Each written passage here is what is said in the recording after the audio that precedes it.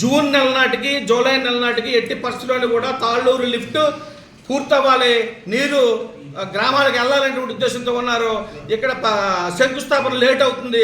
Late అయితే ఒక నెల పోతుంది. ఒక నెల పోతే జూలై నెలలో కానీ పోయిందనుకో, పోతే రైతులందరూ కూడా ఇబ్బంది పడతారు. ఆ ఇబ్బంది పడకుండా ఉండాలనేటువంటి ఉద్దేశంతో ఏదైతే తాళ్ళూరు లిఫ్ట్కి ఉన్నటువంటి కాంట్రాక్టర్ ఉన్నారో ఆ కాంట్రాక్టర్తో నెహ్రూ గారికి ఉన్నటువంటి పరిచయంతో ఆయన్ని చంద్రబాబు నాయుడు గారితో చెప్పించి ముందుగానే పైపులన్నింటినీ కూడా అసెంబ్లీ చేయించడం జరుగుతుంది. పైపులు ఆల్రెడీ తయారవుతున్నాయి సూర్యచంద్ర. ఇప్పుడు లోకేష్ గారు శంకుస్థాపన చేసిన తర్వాత అవి ఇమీడియట్గా స్టార్ట్ చేయడం జరుగుతుంది. అనుకున్న టైంకి తాళ్ళూరు లిఫ్ట్ ఇరిగేషన్ని ఆయన పూర్తి చేయడం జరుగుతుంది. అదేవిధంగా తాళ్ళూరు లిఫ్ట్ ఇరిగేషన్లో శివారు గ్రామాలైనటువంటి ఇరుపాక కానీ, మర్రిపాక కానీ, మామిడాడ కానీ, పార్ట్ ఆఫ్ నరేంద్రపట్నం కానీ ఈ ఊర్లకి తాళ్ళూరు లిఫ్ట్ నీరు గతంలో వెళ్ళేది కాదు.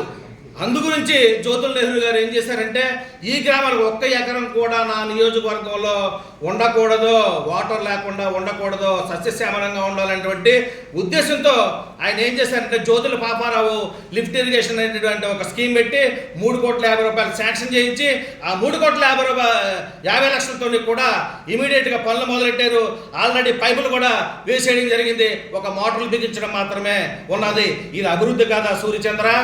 ఈ అభివృద్ధిని కనిపించడం లేదా సూర్యచంద్ర? అంటే నీకు అభివృద్ధి జ్యోతుల నెహ్రూ గారు అంటే అభివృద్ధి అనేటువంటి సంగతి నీకు కూడా తెలుసు. కావాలని చెప్పేసి నువ్వు ఆయన మీద అభాండాల మోపాలనేటువంటి ఒకే ఒక దుర్బుద్ధితో ఇటువంటి మాటలు మాట్లాడుతున్నావు. కానీ నెహ్రూ గారు కూడా ఎంత అభివృద్ధి చేస్తారనేటువంటి విషయం నీకు తెలుసు.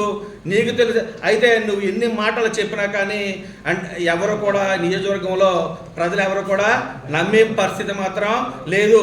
నీ స్థాయిని పెంచుకోవడానికి ఆయన మీద బురద వేస్తే ఈ విలేకరుల సమావేశం పెట్టి సూర్యచంద్ర అని చెప్పేసి చెప్తే నా పేరు నియోజకవర్గం అంతా కూడా మారుమోగుతుంది అనేటువంటి ఒకే ఒక దుర్బుద్ధితో నువ్వు ఇటువంటి మాటలు మాట్లాడుతున్నావు. కానీ నీకు అన్ని విషయాలు కూడా తెలుసు. కూటమి ప్రభుత్వం రాకముందు మన నియోజకవర్గంలోనే మిగతా రాష్ట్రం అంతా పక్కన పెట్టు, మన నియోజకవర్గంలో చూసుకుంటే ఏ ఊరు నుంచి ఒక ఊరికి వెళ్ళలేనటువంటి పరిస్థితి.